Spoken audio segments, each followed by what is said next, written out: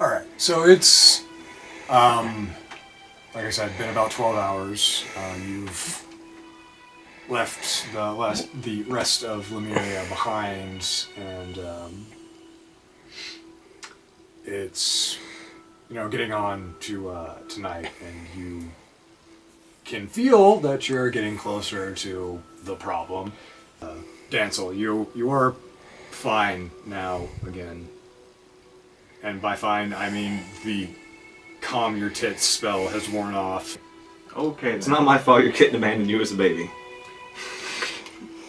It probably did. The Lemurians probably eat them. Oh, that's what you said to Steve. Now stop wasting camera time. Okay. What? Oh wait, Steve? What? No, I will not. No, I am not patronizing you, Steve. No. I have told you, it was not my fault your kitten abandoned you as a baby. It was not my fault. As I said, you've been on the ship for about 12 hours. Okay. And the Westerly Raider is really goddamn fast. Hmm. And it's dusk, and like I said, you can feel you're getting closer to the problem, but then you hear something weird. You hear a waterfall. The lookout starts an alert, screaming, "Stop! Stop! Anchor, now!" You can see in the distance, through the sun's fading light, that there is a lot of mist rising in the air, like you normally associate with a waterfall. However, you are in the middle of a goddamned ocean. One of the mages on deck shoots off basically a flare, and it goes out and explodes and illuminates a giant depression in the sea. Denzel, That's a problem. I'll admit. that's the problem we're here to solve. I That's had the bigger guessed as problem. such, yes. Do you have any ideas on how to do that? I'm fresh out right now. Ah, well, last time, I killed the thing. Find another thing. Kill the thing. And Do you see a thing? But Yeah. the thing!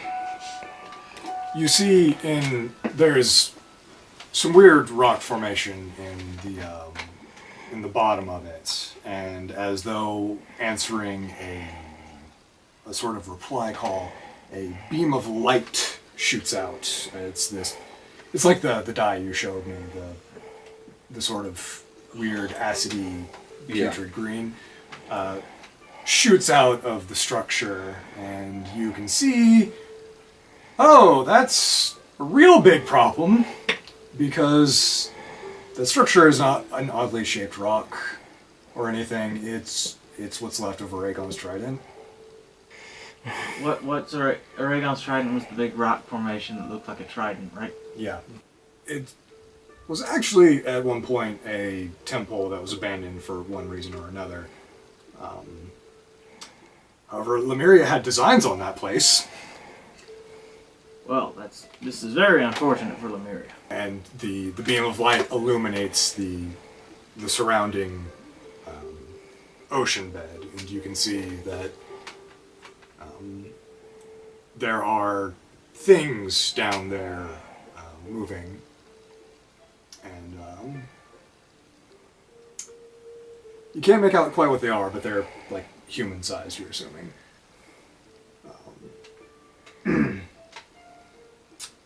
And that's about all you can see from here. I want to take off. Okay. I'm going to fly down there. As you fly down there and get closer, you see those human-sized movie things are those constructs, as you put it. Mm-hmm.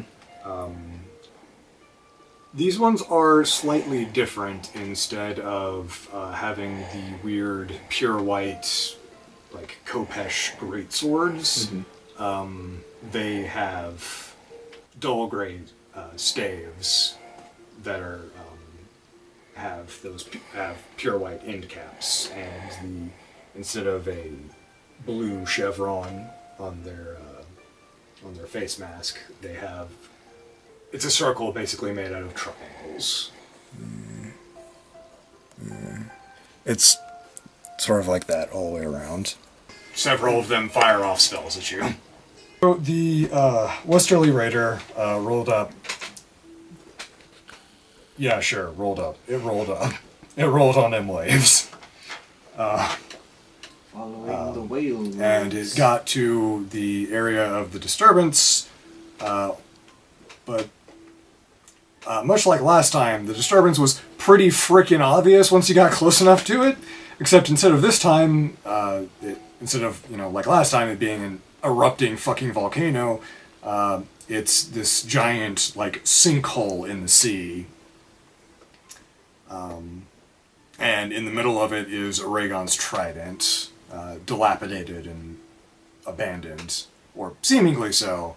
But as they got close to it, it lit up with a giant acidy green light, and some Arnathi, defended the place. It was unfortunately covered by a barrier, which Jasper dealt with, because that's what the Archmage does, instead of wiping the floor with everyone in combat. But after bringing down the barrier, another beastly Arnathi, like the one they previously faced, showed up and transformed into some sort of behemoth, or a titan or something. Jasper, in response, turned into a silver dragon, and there are currently having at it outside the Trident. Gabriella and Dancel were the only ones to make it inside, because Gabriella is real good at magic. Just excellent. She did not fuck up at all. That is not what happened. Everything went according to plan. But now, as they ascend the staircase, lit by aquamarine torches, they hear sounds of battle.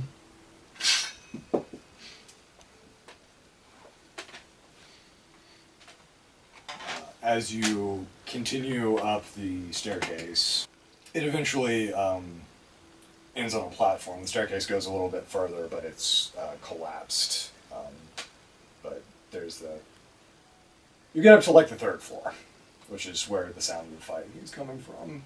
And as you turn the threshold of the door and skid a little on the wet floor, before you see a crystal very much like the first one you encountered, except instead of being dark purple and lit from within, this one is the same color as the light. It's that acidy green yellow. I need a D8.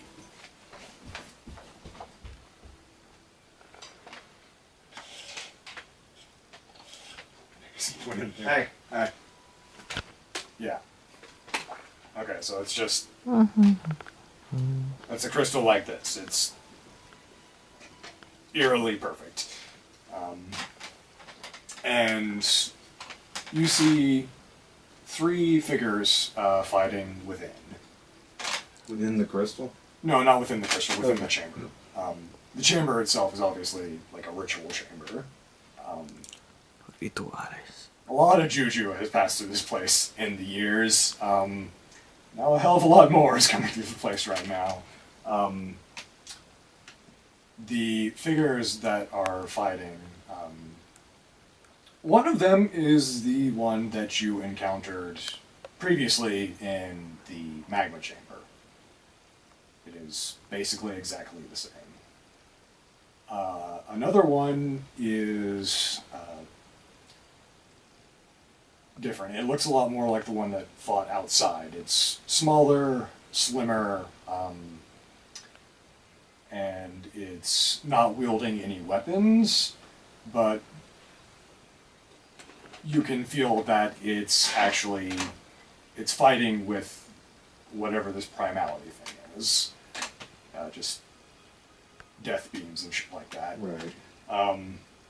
And the last figure, you can't actually get that solid a read on, because it is moving for all it's worth. It's clad in a red leather long coat, that in the flashes where it's briefly standing still in order to parry, you can tell that that coat is ragged as shit. It's been patched and re-sewn, and at one point looked like it had a hood, but so instead of having the lapel, it would have had a hood, but now it's just a ragged lapel because apparently the hood's been torn off. And it, curiously enough, you note, is fighting with a sword that is a lot like the ones that you've seen before, in that it is made out of that same pure white material. But this one appears to be, it's curved and very broad. It's curved broadsword, basically, but it only has a single edge. As it comes to parry one of the strikes from the gray flame mace, it moves as like it's going to parry, but right before they meet, he just vanishes, and then appears behind Vandal with, and just donkey kicks it in the back of the head, and rolls away out of the way of a giant-ass death beam. For the viewers, can you define donkey kick? It's like a donkey punch, but you have to be really secure in your relationship to get away with it. That was what I was afraid of. He was coiled up in almost the fetal position and just... You see the figure in red, fighting for all he's worth, but he's not really gaining the upper hand in any way. He's just barely holding on. The Grey Unlife Mace. I'm going to go after Vandal. I've seen Vandal before, or at least one exactly like this, and I remember how dangerous it was and how much it hurt Damsel. There are many things in this world that have been ruined by horrifically violent sex acts. This is one of those things. You've already scored with peanut butter, which is more than Matt. Matt didn't have a lot to do in that apartment. Even I don't think I could blame him if he took a can of rotting tuna fish. This is not a train of thought I need to pursue, especially on camera, where people we know and that we don't know, maybe. We'll see. So I'm done now. Zach, talk. Okay. So we left off when they went into the temple because combat is boring as shit to film and just wastes time and batteries. So, here's the sum up. As I mentioned, there were two figures in black with the masks and the markings and all the weird glowy shit, who were fighting a third one that was in a red coat, who was extraordinarily dexterous to the point where he was actually fucking teleporting. Gabriella and Dancel joined the battle, and after briefly getting slammed into a wall in different ways, Dancel by a boot and Gabriella by a force push, they actually joined the battle, and Gabriella, once a fucking again, went toe-to-toe with Vandal and took no fucking damage.